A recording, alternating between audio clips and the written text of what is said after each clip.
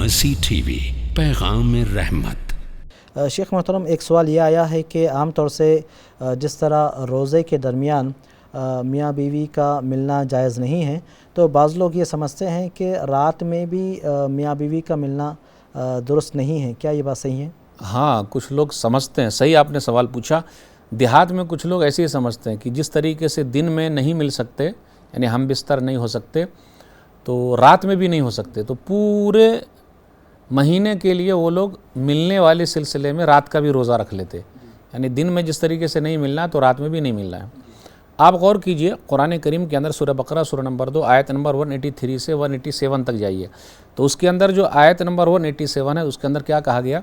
احل لکم لیلۃ الصیام الرفث الی نسائکم ہن لباس لکم وانتم لباس لہن۔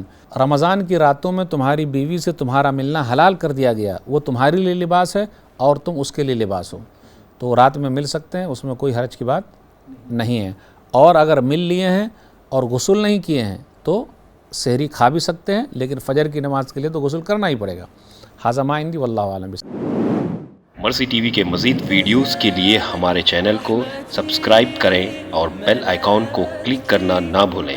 جزاک اللہ خیر۔